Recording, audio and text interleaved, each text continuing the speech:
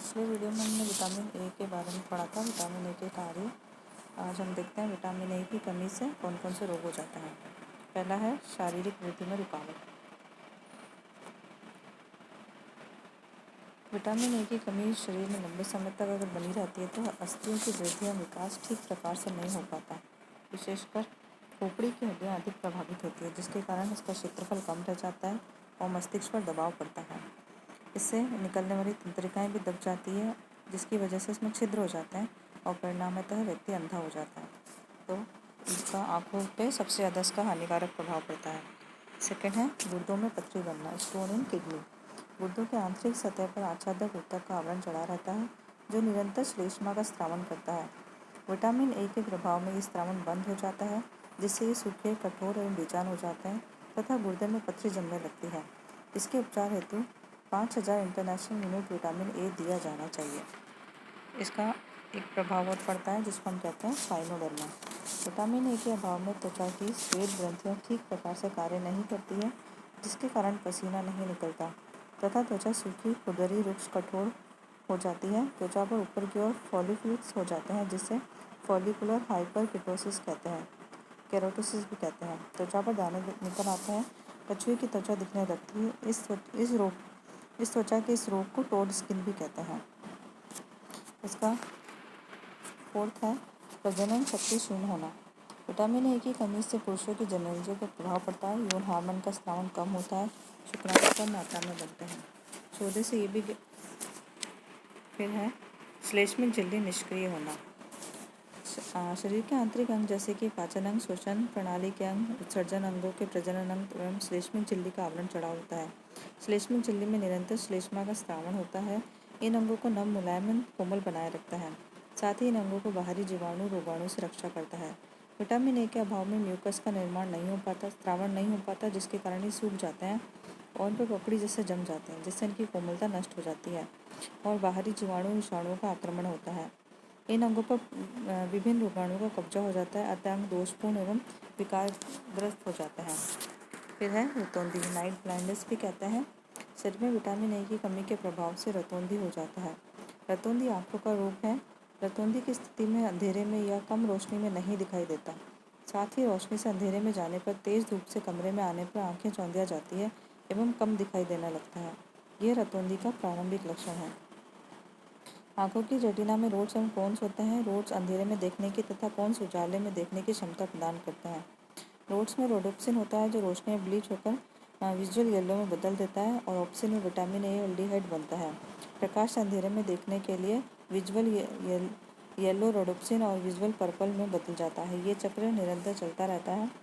अगर इस चक्र को पूरा होने में कुछ विटामिन ए भी नष्ट हो जाते हैं, इसलिए विटामिन ए हमारे आहार में होना नितांत आवश्यक है। इसका अगला प्रभाव है जिसे हम कहते हैं जेरोफ्थेल्मिया। यदि आहार में निरंतर विटामिन ए की कमी बनी रहती है तो जेरोफ्थेल्मिया रोग हो जाता है। इस रोग में आंखों की कार्निया की श्लेष्मिक झिल्ली सूख जाती है, कार्निया में सूजन आ जाती है, केराटिनाइजेशन हो जाता है। केराटिनाइजेशन के कारण कार्निया के भीतरी भाग धुएं युक्त बादल की तरह दिखाई देता है और धीरे धीरे आंखों की रोशनी नष्ट हो जाती है और दिखना बंद होने लगता है। फिर आता है बिटौट का धब्बा। विटामिन ए के अभाव के कारण आँख का भीतरी भाग की झिल्ली की जो श्लेष्मिक परत होती है, उस पर सफ़ेद भूरे रंग का त्रिकोण आकार धब्बे पड़ने लग जाते हैं। कार्निया पर छोटे छोटे दाने जैसी रचना दिखाई देने लगती है, पलकें आपस में चिपकने लगती है, जिसे बिटौट का धब्बा कहते हैं। फिर है जेरोसिस कंजक्टाइवा। विटामिन ए की कमी से कंजक्टाइवा सूखकर मोटी हो जाती है, इन पर झुर्रियाँ पड़ जाती है, कभी कभी इन पर घाव भी हो जाता है। ऐसा आंखों की श्लेष्मिक झिल्लियों के ठीक प्रकार से काम न करने के कारण अर्थात निष्क्रिय हो जाने के कारण होता है। आंखों में खुजली मचलती है और श्लेष्मिक झिल्लियों के सूखने से कंजक्टाइवा में धुएं जैसी सफ़ेदी छा जाती है। आंखों में दर्द रहता है, रोग बढ़ जाता है तो व्यक्ति अंधा भी हो जाता है। इसका नेक्स्ट प्रभाव पड़ता है जेरोसिस कार्निया। विटामिन ए के अभाव के कारण अश्रु ग्रंथियाँ सूख जाती है, आंसुओं का निकलना बंद हो जाता है, आंखों की कार्निया सूख जाती है तथा उनकी पारदर्शिता भी नष्ट हो जाती है। इसे ही जेरोसिस कार्निया कहते हैं। यह आँख की कंजक्टाइवा के बाद का उत्पन्न लक्षण है। फिर है केरेटोमलेशिया। विटामिन ए के अभाव के कारण आच्छादित ऊतक नष्ट होने लगते हैं। बिटौट का धब्बा तथा जेरोसिस कंजक्टाइवा होने के बावजूद भी यदि आंखों पर समुचित ध्यान नहीं दिया जाता या इसका उपचार अगर समय पर ना कराया जाए तो कार्निया की श्लेष्मिक झिल्ली टूटने लगती है।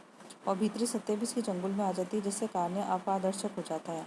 कार्निया का भीतरी हिस्सा गल जाता है, जिसमें घाव हो जाता है और जीवाणुओं का संक्रमण भी होने लगता है, जिससे कार्निया नष्ट हो जाती है। उपरोक्त परिवर्तनों को ही केरोटोमलेशिया कहते हैं। नतीजा ये होता है कि व्यक्ति सदैव के लिए अंधा हो जाता है। अस्थि तथा कार्टिलेज में विनाशात्मक परिवर्तन। विटामिन ए की कमी से शरीर की अस्थियां व उपास्थ्यताओं में भी विनाशात्मक परिवर्तन होते हैं।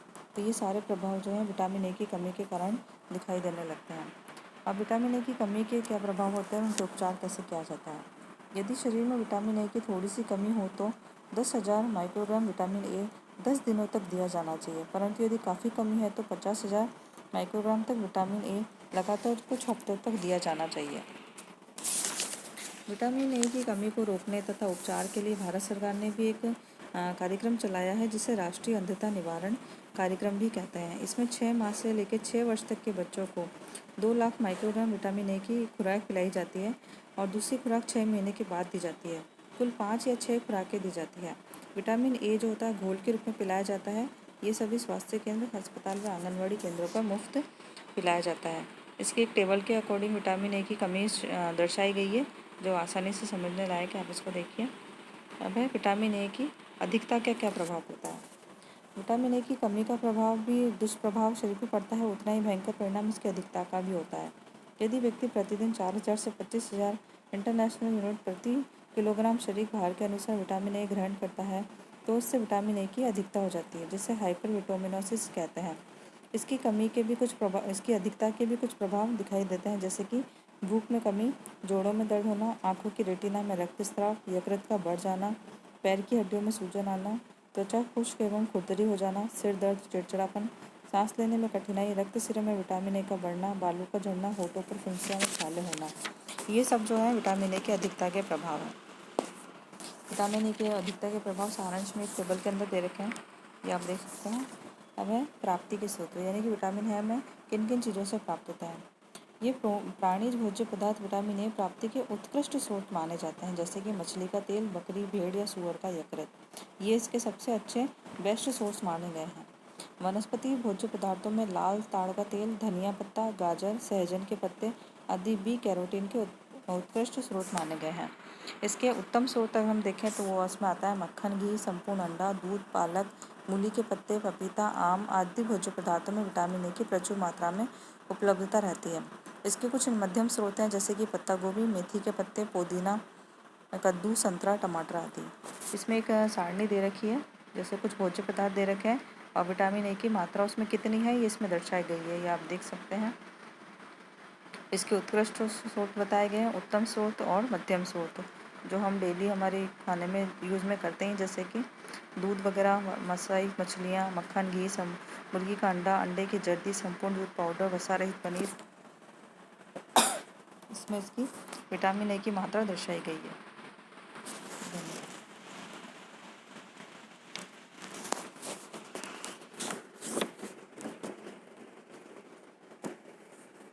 विटामिन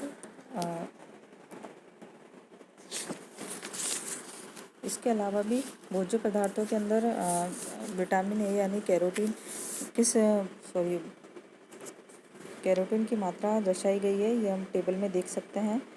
जैसे इसके जो उत्तम स्रोत है, यानी कि जो हम पत्तेदार सब्जियां खाते हैं उसके अंदर विटामिन ए कैरोटीन के रूप में पाया जाता है, जो कि हम डेली इसकी इस मात्रा हम इसको रिकमेंड कर सकते हैं।